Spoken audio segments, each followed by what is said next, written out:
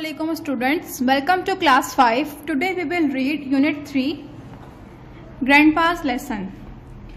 Ali and Aisha were jumping with joy. Ali और आयशा खुशी से उछल रहे थे. There was one good reason for their excitement. उनकी बेकरारी का एक बहुत अच्छा सबब था. Their grandpa was coming to visit them after a long time. उनके दादा उनसे मिलने आ रहे थे काफ़ी अरसे बाद.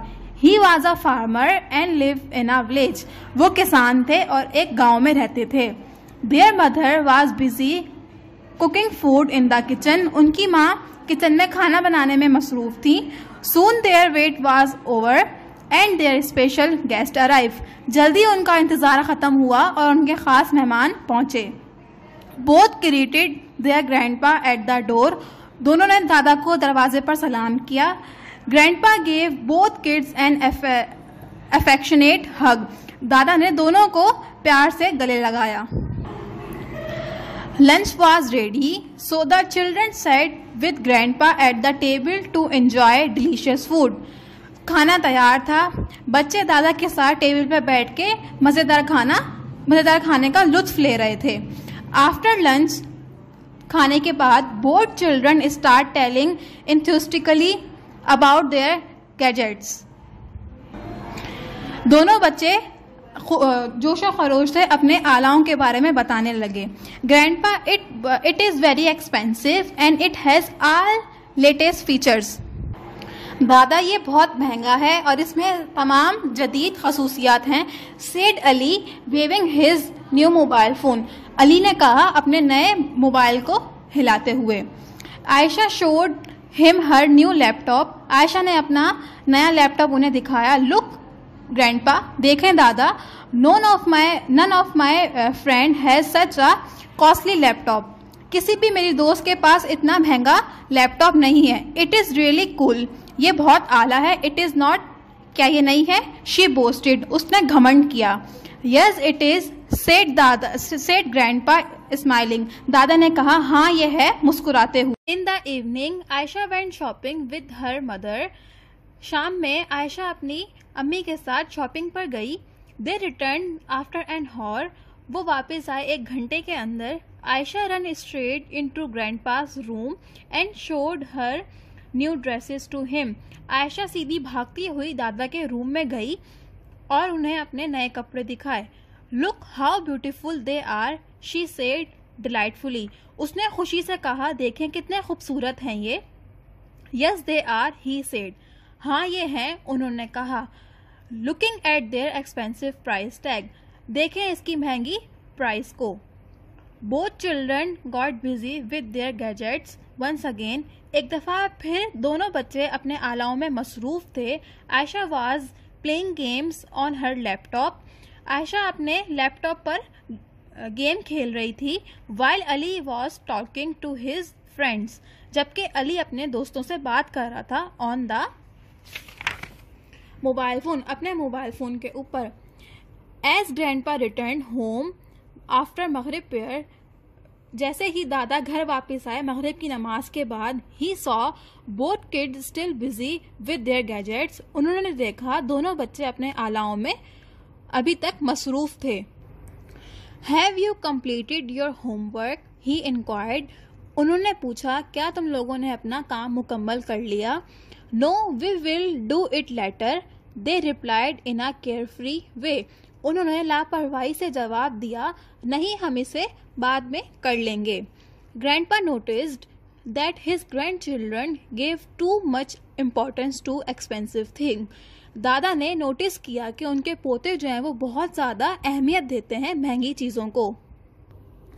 He wondered if they really knew what moderation mean. वो हैरान होंगे अगर वो वाकई जान जाएं कि एतदाल का मतलब क्या है.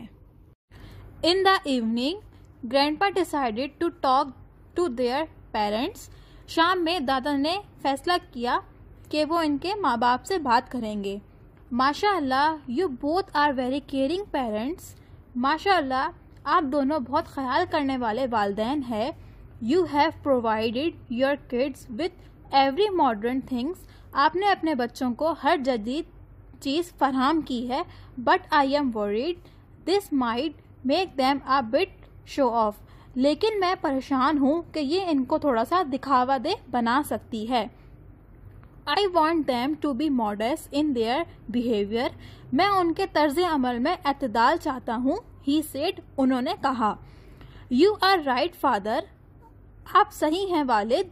I never thought about this before, said his son, उनके बेटे ने कहा, मैंने इस चीज़ के बारे में पहले नहीं सोचा था।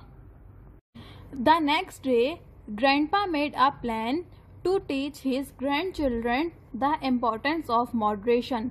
अगले दिन दादा ने मंसूबा बनाया अपने पोतों को एतदाल की अहमियत सिखाने का। Children get ready, बच्चों तैयार हो जाओ। Today I am going to take you to a special place, he said. उन्होंने कहा, आज मैं तुम लोगों को एक खास जगह लेके जाऊंगा। Grandpa, where are we going? asked the children confused. बच्चों ने उलझन में दादा से पूछा, हम कहाँ जा रहे हैं? That is a surprise, just get ready, replied grandpa. दादा ने जवाब दिया, बस तुम लोग तैयार हो जाओ, ये एक सरप्राइज है। On the way, grandpa bought some gifts for children. रास्ते में दादा ने बच्चों के लिए कुछ तोहफे खरीदे। They were so many, वो बहुत सारे थे। Both wondered who grandpa would give them to. दोनों हैरान थे कि ग्रैंडपा ये तोहफे किसको देंगे। Grandpa asked the cab driver to pull up near an orphanage. दादा ने टैक्सी ड्राइवर को यतीम खाने के करीब जाने को कहा। Grandpa took both children into the building. दादा दोनों बच्चों को इमारत के अंदर लेके गए। There they saw many children playing in the yard. जहाँ उन्होंने देखा कि बहुत से बच्चे सहन में खेल रहे थे। They were wearing ordinary clothes. उन्होंने बहुत आम से कपड़े पहने हुए थे। Grandpa walked up to them and gave them the gifts he bought. दादा चल के उनके पास गए और उन्होंने वो तोहफे दिए जो उन्होंने खरीदे थे। They become very happy. वो बहुत खुश हो गए। Grandpa sat on a bench in the yard. दादा एक बेंच सहन में एक बेंच के ऊपर बैठे and asked both kids to sit next to him. और दोनों बच्चों से कहा कि उनके साथ आके बैठें। Grandpa, why do they live here? asked Aisha. Ayesha ने पूछा, दादा ये यहाँ क्यों रहते हैं? Looking at the children with surprise. और फिर वो बच्चों को बहुत हैरानगी से देखने लगी। They don't have parents. उनके वालिदैन नहीं हैं। They have no place to live in. उनके पास कोई रहने की जगह नहीं है। This orphanage provides them with foods, clothes and shelter, replied grandpa. दादा ने जवाब दिया, ये यतीम खाना उन्हें खाना, कपड़े और पनाहगाह फराहम करता है। पनाहगाह मतलब रहने की जगह। My dear kids, provoked you her to make you realize that some children are not as much blessed as you are. मेरे प्यारे बच्चों, मैं आपको यहाँ ये एहसास दिलाने के लिए लाया हूँ कि कुछ बच्चे इतने बरकत वाले नहीं होते जितना कि आप हैं। So you should always be thankful to Allah, for you have got everything they can only dream. लिहाजा आपको अल्लाह ताला का शुक्रगुजार होना चाहिए, इसलिए क्योंकि आपको वो सब कुछ मिला है जिसका वो सिर्फ ख्वाब देख सकते हैं। You should not spend more than your needs and also think of others in need. आप लोग ज़रूरत से ज़्यादा खर्च नहीं करो अपनी ज़रूरतों पर और दूसरों की ज़रूरतों के बारे में भी सोचो। Both children were deeply moved by grandpa's advice. दोनों बच्चे दिल की गहराइयों से दादा के मशवरे से मुतासिर हुए। Grandpa went to his village a few days later. कुछ दिन बाद दादा अपने गांव चले गए। After a couple of months, he came to visit them again. कुछ मन बाद वो वापस उनसे मिलने के लिए आए। This time around, he noticed a big change in his grandchildren's behavior. इस वक्त उन लोगों ने बहुत ज़्यादा तब्दीली महसूस करी अपने पोतों के तर्ज अमल में। Instead of showing him their expensive gadgets, बजाय इसके कि वो अपने महंगे आलाओं को दिखावा करते। Ali and Ayesha showed him gifts they had bought for children with their pocket money. Ali और आयशा ने उनको गिफ्ट दिखाए जो उन्होंने ख़रीदे थे अपनी पॉकेट मनी से उन बच्चों के लिए। At weekend they went with grandpa to the orphanage to distribute the gifts. हफ्ते के आखिर में दादा के साथ वो यतीम खाने गए तहाइफ बांटने। They had learn the importance of moderation and being modest in their behaviour. उन्होंने एतदाल पसंदी और अपने सलूक में मामूली होने की अहमियत सीख ली थी।